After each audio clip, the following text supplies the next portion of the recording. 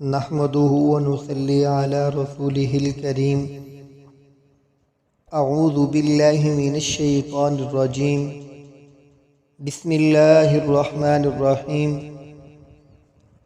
فضائل اعمال فضائل رمضان میں حضور صلی اللہ علیہ وسلم کا ارشاد ہے کہ بہت سے روزہ رکھنے والے ایسے ہیں کہ ان کو روزہ کے ثمرات میں بجز بھوکا رہنے کے کچھ بھی حاصل نہیں ہوتا، اور بہت سے شب بیدار ایسے ہیں کہ ان کو رات کے جاگنے کی مشقت کے سوا کچھ بھی نہیں ملتا۔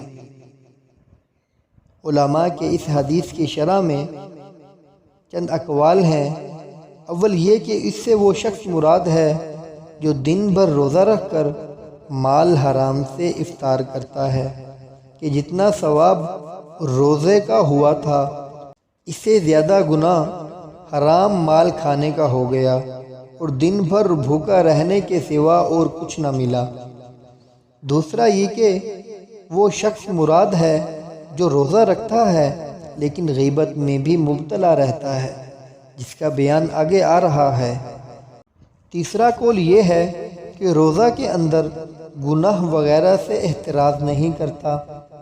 نبی کریم صلی اللہ علیہ وسلم کے ارشادات جامع ہوتے ہیں، یہ سب صورتیں اس میں داخل ہیں، اور ان کے علاوہ بھی اسی طرح جاگنے کا حال ہے کہ رات بھر شب بیداری کی مگر تفریحاً تھوڑی سی غیبت یا کوئی اور حماقت بھی کر لی تو وہ سارا جاگنا بیکار ہو گیا۔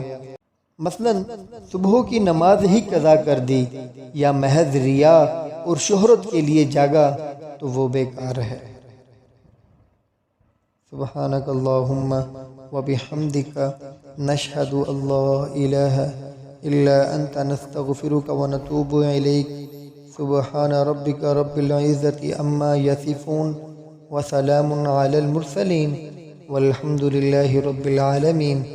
لا الہ الا اللہ محمد الرسول اللہ۔